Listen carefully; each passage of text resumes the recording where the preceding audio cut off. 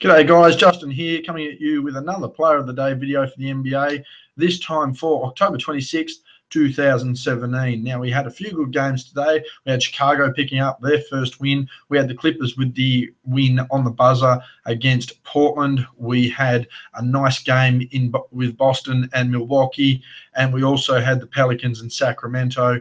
Giannis had a good game, as I mentioned there, with Milwaukee. Kyrie and Al Horford carrying the Celtics. You had Damian Lillard play well. You had CJ McCollum play well.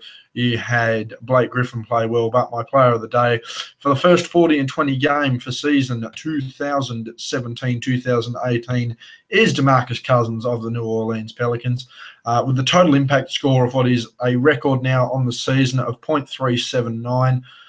In a win versus his old team, Sacramento. He had 41 points and 23 rebounds, 8 of those 23 rebounds offensive. So for every 2 defensive, the 1 offensive, pretty good ratio there, if you ask me. A lot of them put back on his own, but nonetheless, a good little ratio there.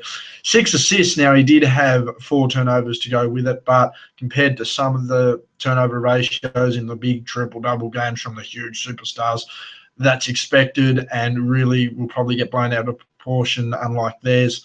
1 assist and 1 block, so defensively he wasn't all there. I mean, he is a big man that is starting to rely on the outside, which is worrying for someone who's 6'11" and anywhere above 250, 260. 56% from the field, 60% from deep, and 83.3% from the stripe. A great shooting night. These bigs are starting to become more consistent with their shooting. A lot of bigs so far this season have capitalised on the fact that they've been able to get to the hoop, but DeMarcus was more accurate, in my opinion, from outside the paint than he was inside the paint in this game, so that probably speaks volumes there. As I mentioned, the 4 turnovers, so a little wasteful with the ball. His passing game was a little negated. If you want to look at effective passes without turnovers, he only had the 2, and creates an assist ratio basically of 1.33 for every turnover, which sort of sucks.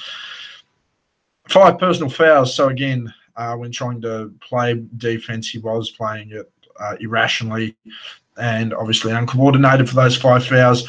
And a little under 44 minutes of game time in a very grueling matchup, which saw Anthony Davis not play any minutes.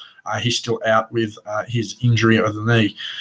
Now, DeMarcus, this was another story similar to Paul George yesterday, coming up against his old side in the Pacers. This was DeMarcus coming up against his old side in Sacramento. I mean, if you remember that he got traded pretty much during the press conference of the All-Star game last year, which comes as a shock to him, but nonetheless, he was pretty happy to get some help, and Anthony Davis was pretty happy to get some help. Today's game, I mean, getting plenty of help from Jameer Nelson, Antoine Moore, and the Dante Cunningham likes was very helpful to him. Wasn't taking on any great bigs. I mean, Willie Cauley-Stein still learning the game. Koufos is nothing major. So it's not like he was going to struggle to score, but to put up those sort of points in a game where he had no other offensive help realistically, was quite impressive, particularly those rebounds. He was pretty much the only big there that was going to crash the glass. So he started the game dunking off the baseline following a collapsing D on a Drew Holiday drive. Holiday was coming down the lane. It was obviously time for Willie Cauley-Stein to step up. So he just collapsed in, and it was a clean pass straight over to DeMarcus Cousins cutting along the baseline there. He then hit an open pass to Jameer Nelson for a 3, and that was contested very late by Zach Randolph. Randolph didn't really seem to defend DeMarcus in this game. Obviously, with DeMarcus playing more of an outside-in sort of game, Randolph sort of stayed at home and only really pushed out when he desperately had to.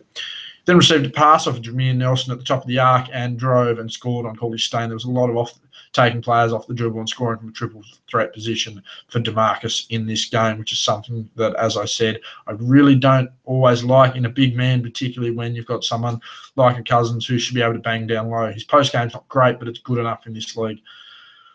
He then had a pass over. He then received a pass, as I mentioned, off Nelson and scored on Cauley-Stein. He then passed to Jameer Nelson, set the pick on Fox of the Kings for an easy Nelson drive, and who scored over Koufos there. So he got the assist, but most of the work was done by Nelson. I mean, a lot of these passes you'll see in the NBA now, players will receive the assist, even though a majority of the work was done by the ball handler.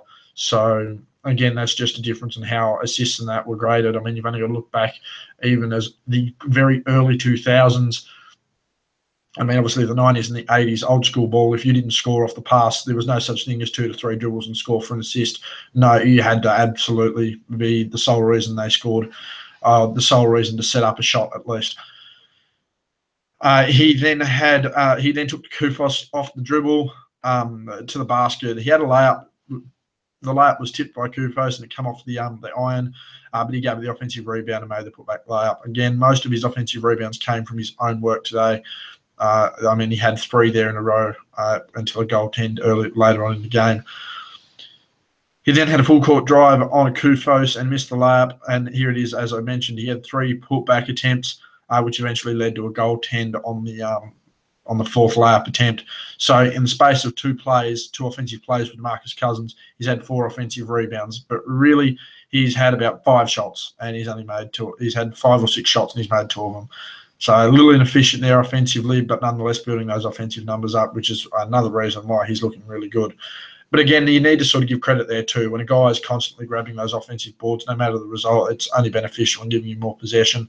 And if you're able to get a score off it and hold the other team to 1 less possession, then that's even better. He then cut from the 45 to receive a pass from Antoine Moore and scored an up and under layup through Fox and Kufos. One thing I do give Bowie, even though at his size he is able to take the ball off the dribble, he's not quick, but he's able to do enough. He's a hell of a lot different to someone like a John Collins or a Marc Gasol, who, even though they do take guys off the dribble, they're not very quick, and that's what he's got in common there. But he's certainly slower than Anthony Davis, and I think that's where Davis pips him in an all-round perspective, certainly. He then had a where am I here? I'm just going through. Here we go. He then had a 3/4 court drive to the 45 and set a pass to Moore, and then also set the screen for Moore, who drove and layup. So basically pass and pick. He rolled off, sort of flared out to the baseline there, but it didn't matter. Moore drove through and got the layup. So that was an assist. But that's another one too. So he set the pass, then he set the screen. The guys drove. Well, I mean, he obviously made the pass, and he sort of should get a little bit of credit for making that screen, but I don't believe he should get the overall assist for that. He then had a post up and spin on Vince Carter down in the low block. Carter pushing well over 40 here at this point. And as he spun to the baseline, Carter simply double-checked him out of bounds, and he's made 1 of 2 there. No basket made, only 1 of 2 free throws there. He then had a 3-point jump shot over a close contest from Vince Carter out in the 45 following a Holiday pass. He barely got that off with a little over a second and a half remaining on the shot clock. He then hit a pass to an open Dante Cunningham at the top of the key for 3 in a late contesting Zach Randolph. Again, Zach Randolph really not trying to leave the paint here. He's staying at home trying to use that big body. Unfortunately, they weren't playing the traditional 2 big man the 2 big man games they usually do, one down the post and one outside, rather than they spread the floor, which sort of hurt, particularly with Randolph, who capitalises on playing inside. So he then, let me see where we're also. He then went back and forth, had some back and forth passing action here with Antoine Moore. He threw the ball back to Moore in the corner, who made the 3 over Cauley Stain. It wasn't anything special. It was literally you have it, no, you have it, no, you have it. Moore took the shot, and that's where the 3 came from.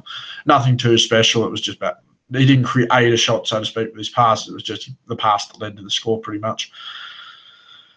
He then had an open 3 on the 45. The pass was made by Drew Holiday, and there was really no one about. He created good space there following a little pick and roll, off-ball pick and roll action, off-ball screen action, I should say. And to make the pass by Drew Holiday was pretty simple, and obviously Cousins made the shot. He was then posting up on the baseline for a drive on Cauley Stain for a layup. He just was quite easy. It took him, back to the basket, then spun left. Was always going to make that layup. That's what you want to see big men doing, particularly against tall guys who can't defend. They're not that quick on their first step defensively. Then you're pretty much guaranteed to score. He then had a high post up on Cauley Stain, and then he had to make the one hop into the lane for the score. Nothing special, looked a little uncoordinated, but he made the basket nonetheless.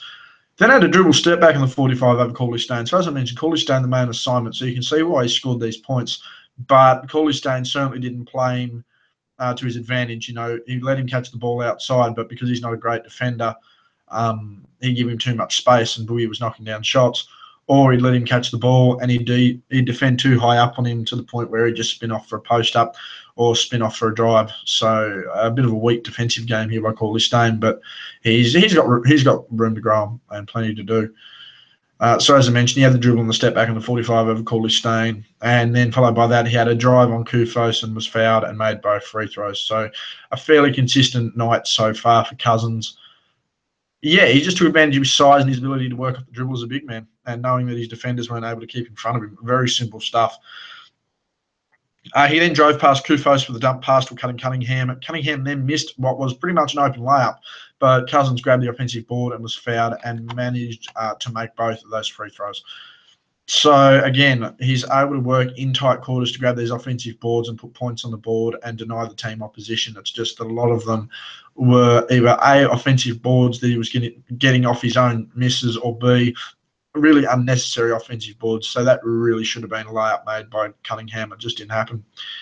He then took Kufos off of the dribble after the low block and was fouled while shooting. He made 1 of 2. There was a lot of protest there from Sacramento, both the fans and the team. But nonetheless, the ref made the call and he made 1 of 2.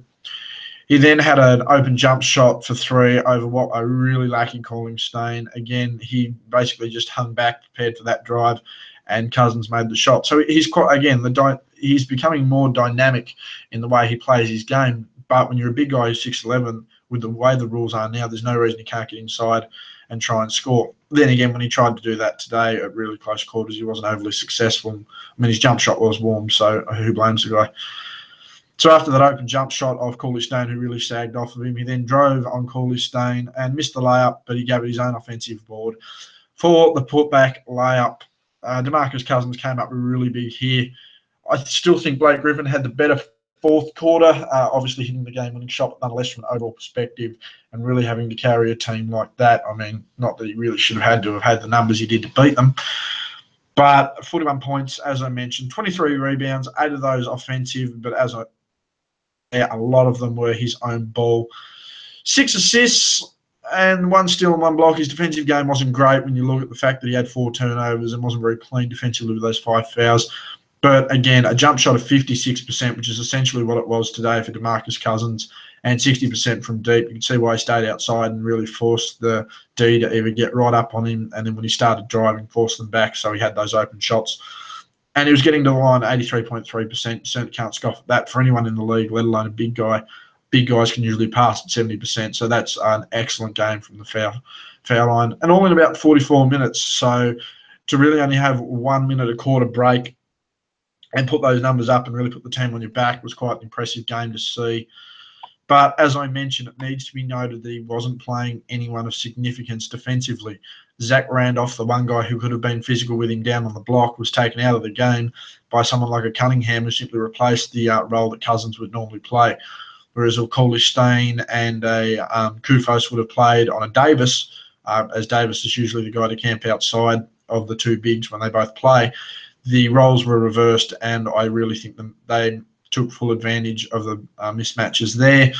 Having Jameer Nelson and Drew Holiday, capable passers and capable point guards, was also helpful to find him for the open shots, and themselves to be able to get open and realise when the guy was taking the ball off the dribble or when they had a collapsing D onto him and they were open for a shot. So I think the team worked really well despite the fact they were missing Anthony Davis. But don't mistake it, I still think Anthony Davis is well within MVP conversation early in the piece. I think he's probably the 5th best. I think he's missed those couple of games, so it's sort of hard for a guy who's missed 2 out of, say 6 games to be the MVP. But nonetheless, I still think he's up there. Blake Griffin, obviously another one who's up there. Obviously no one from Sacramento. DeMarcus with his first big standout game for the season. He obviously had that big game with Davis, the 35 points as well. The 35 points as well with Davis last week. But nonetheless, I do feel that this has been his standout game by far this season. Anyway, guys, that will do from me. My player of the game, as mentioned, for the 26th of October 2010 is DeMarcus Cousins of the New Orleans Pelicans versus his old team, the Sacramento Kings. 41 points and 23 rebounds, 8 of those rebounds offensive rebounds, 6 assists, 1 steal on the block, shot 56 from the field, 60% from deep, 83.3 from the stripe, 4 turnovers and 5 fouls. not the greatest efficiency, particularly defensive, but in 44 minutes of play, and if you want to balance it out over the minutes, that's not too bad at all. Follow me on Twitter, Justin_G_Bryan. As I went through last video, a lot of NBA talked about on my Twitter account. Got a poll running until for another 5 days, I do believe, on how Paul George sits. Has he finally been exposed as not even a superstar in this league anymore? You can go and vote on that. You can look at other polls such as, is Draymond Green to blame for the Warriors' lackluster start early in week 1? Did you think the Greek Freak was the player of the week for week 1? There's just a couple of polls floating around there. Always up for a bit of debate and topical discussion on the NBA. Always up for a bit of feedback too. Again, same with the videos. Chuck a like, leave a comment, subscribe to the channel for more daily updates as much as I can on the NBA. And again, leave feedback, whether it be here on Twitter. Who was your player of the day? Who do you feel should have been my player of the day? How you feel my grading systems worked? Is there anyone I've missed or anyone I've probably overlooked too much that you feel deserves a little bit more credit? Am I too critical of some people without giving them some leeway that they deserve, or do you feel maybe I'm not harsh enough? Again, let me know. It's all good feedback, and I can build on the way I assess the game from there. Anyway, guys, once again, that's been me, Justin, with my NBA Player of the Day for the 26th of October, 2010, DeMarcus Cousins in a win for the New Orleans Pelicans against Sacramento. 41 points, 23 rebounds, 8 of those offensive, 6 assists, 1 steal, 1 block, 56 from the field, 60% from deep, 83.3% from the stripe, 4 turnovers, 5 fouls in just under 44 minutes of total game time. Thanks again, guys, and I'll see you guys later.